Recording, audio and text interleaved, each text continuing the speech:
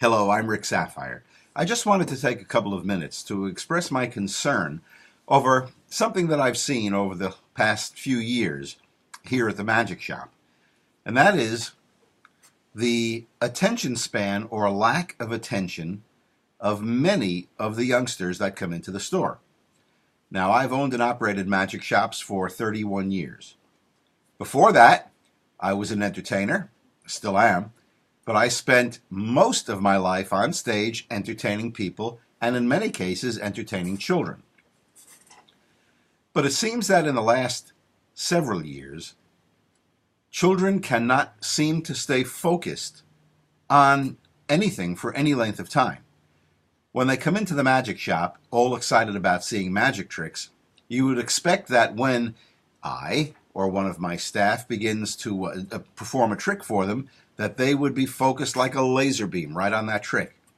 But within seconds after I begin performing the magic trick, the youngsters' eyes are all over the place. And I have to draw them back down to have them watch the magic trick. In one case, a few weeks ago, I was demonstrating a trick for a youngster, and after finally getting his attention on the magic trick, I concluded the trick, but when I looked back up, he was on the other side of the store.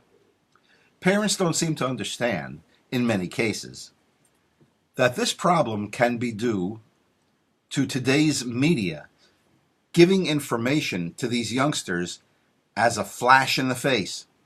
If you watch the average television commercial now, try to count how many times the camera changes its angle, how many different scenes that you see in a 30-second commercial. And I think you'll find, if you can keep track, if you can keep up with it, I think you'll find that the camera switches about 1 time per second. Nobody's vision and nobody's mind was created to be able to keep up with that amount of quickly changing information. Magic is very old-fashioned. When you come into the magic shop as an adult or when you bring the youngsters in, you're going to be looking at magic tricks. Many of them were actually created hundreds of years ago. Some of the tricks that I sell in my store, I was performing in the 1950s in my own show. And for the most part, magic tricks are non-electronic, not very embedded with technology, and are very slow and draw the attention and give both the audience and the performer a chance to relax and have their mind concentrate on what's going on. And that's why in today's world of high-speed technology, iPads, iPhones, video devices, video games, computers, magic is like a tranquilizer. Kids have to read the instructions to magic tricks.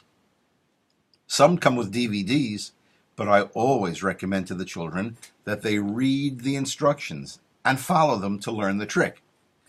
So, if you're concerned about your youngster's lack of attention and your youngster is not diagnosed with some type of ailment, try magic. See if you can get the youngster to sit down, concentrate on the trick, learn the magic trick by reading the instructions, and that may be very helpful to you, and I hope it will be. Bring them into the store. If you have a child with special needs, if you have a child with concentration problems, bring them into the store. I'll show them a few tricks, and I'll bet you we can get their attention right on that magic. Thank you for listening.